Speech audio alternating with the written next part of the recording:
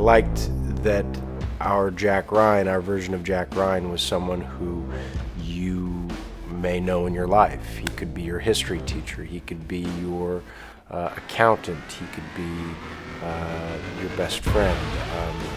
He is very much an everyman, and he's very smart, but he doesn't, when he finds himself in an extraordinary situation, you know, much like MacGyver or something, he's got to figure out a way out.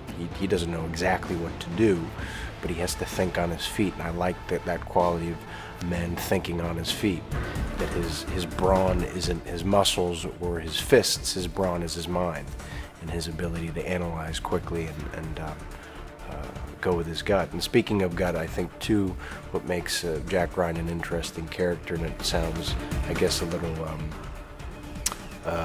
it sounds almost earnest and simple, but that he's a good man, and that Jack Ryan is the man that you want to be president. He's the man that you want to be your best friend, because he's got that good heart, he's got that good soul, he's got that quality of character that makes him the leader that you want to lead. I think in developing the script, we wanted to make sure that our Kathy Mueller, who plays Jack Ryan's fiancée in the film, wasn't just a passive character who was kind of the addendum character, the love interest, or we didn't want her to be boring. So we wanted a smart, strong, obviously beautiful woman to play the part, and Keira Knightley obviously fits the bill. Tom Harper is played by Kevin Costner, and he finds Jack when Jack is recuperating at Walter Reed, and in the same moment really where Jack falls in love with his future wife, Tom Harper, who's an admiral in the Navy and it turns out works for the CIA, he's a deputy director, is watching Jack struggling to walk, fighting as hard as he can to overcome this insane physical obstacle that he's found himself trying to overcome. And he approaches Jack and asks Jack to join up. He read his PhD, realizes Jack's intelligence, and probably sees, respects and finds a quality in Jack's stubbornness and his drive, his just will to succeed that is attractive to that organization. Everything that Jack's about to go up against when he meets Victor Shrevin in Moscow, Tom Harper has seen.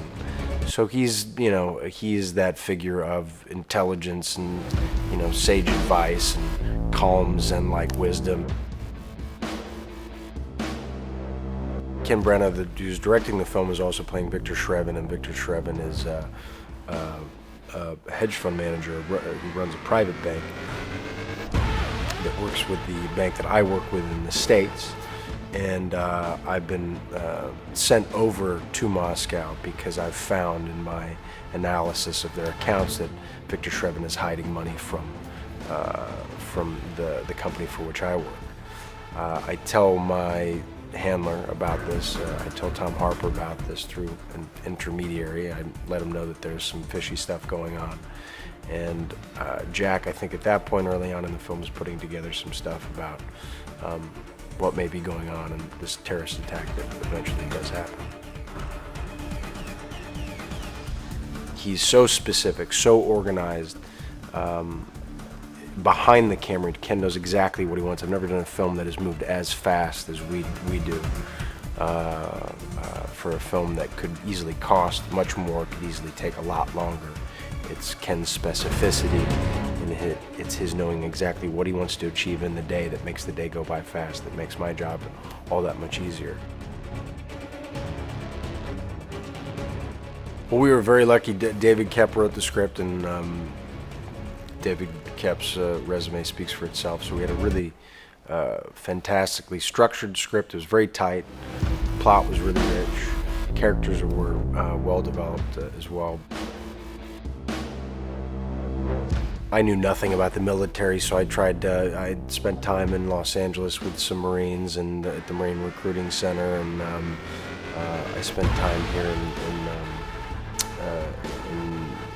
in Britain, in the UK, at a rehab center with military veterans that were experiencing things very similar to what Jack goes through, so I could get a sense of what that was like. I had no idea about that.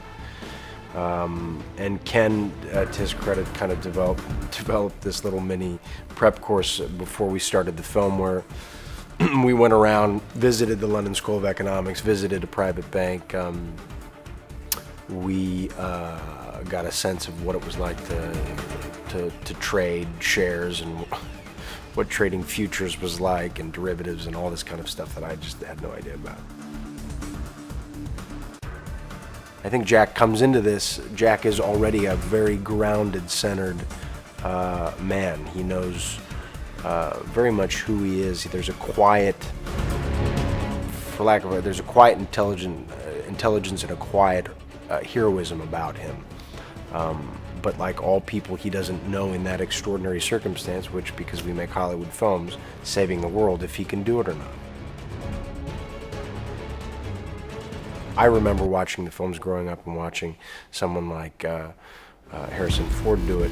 There was always a quality to him that even if a superior were to tell him something to do, if he didn't believe it was right in his heart, in his mind, in his bones, if he didn't think it was something that was worth doing, he wouldn't do it and he would fight back. And that is to me the definition of a good man and a hero, someone I would like to watch on screen.